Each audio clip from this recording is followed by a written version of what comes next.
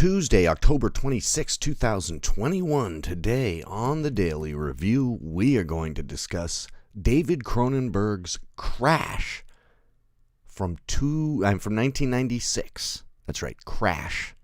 Not the Oscar one, the other one.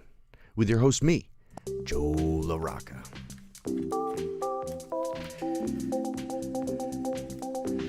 Yeah, cool. I just finished watching this. Here's my reaction. I kind of wish this movie had come out like 3 or 4 years earlier so The Simpsons could have made more jokes about it, because I feel like this would totally have been the movie that would have been referenced a couple times if it had come out in like 93 or 94. You know, Bart and Fink. Naked Lunch. There's about 2 things wrong with that title. I can think of about 2 things wrong with that title. Anyway, okay. Crash is about James Spader and Deborah Kara Unger are married, and he is in a terrible car accident in which a man dies, and his leg is horribly destroyed. He's a TV producer. He's kind of a philanderer, well, sort of. I don't know. He's just like having a lot of sex. The first 3 scenes are sex in this movie. Like, he's very clearly trying to. If David Cronenberg had never made another movie and just made this one, I think people would be like, what the hell is going on here?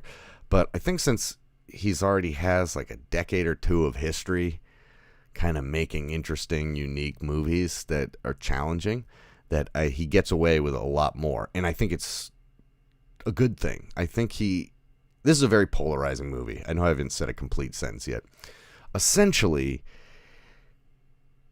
him and his wife get kind of sucked into this underground of people who are erotically charged by watching car accidents or being amongst wreckage or injuries and scars. And there's a whole death and sex thing going on, which I don't personally see I know that that's a common theme, is sex and death or whatever, but I don't really see those two, their intersection. I don't, there's not enough sex in my violence, as Bush once said.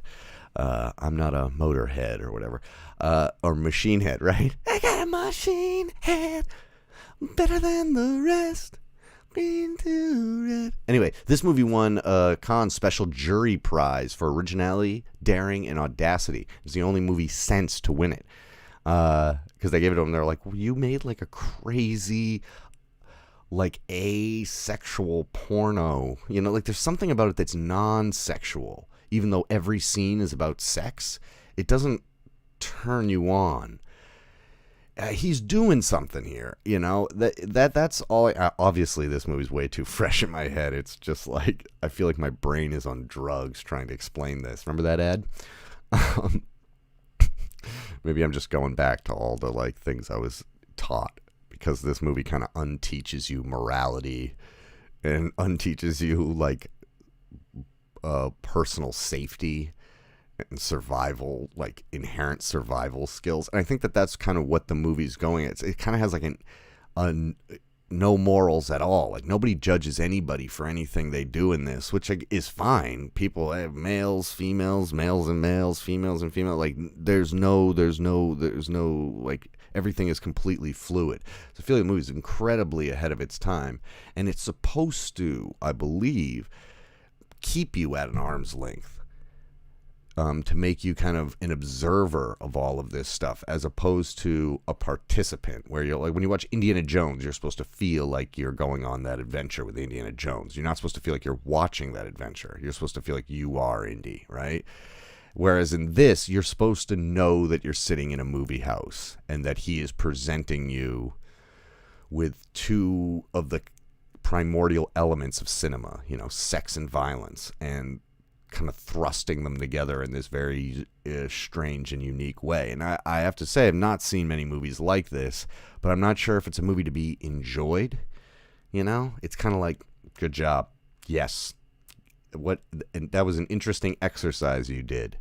I don't know how I'm supposed to feel about it. And I actually find it insanely nihilistic, Nothing to do with gender fluidity, but just the reckless abandon of your life and other people's lives for sexual gratification is like so twisted. I don't know. So I don't know. Yeah, for cinema people, you got to watch it. It's one of those movies you got to watch. I mean, Scorsese calls it one of the best movies of the 90s, but I don't know. I don't know about that. Definitely an important movie, and a movie that film students should see, or cinephiles, I should say, not necessarily film students, just people who are interested in seeing the whole universe of storytelling.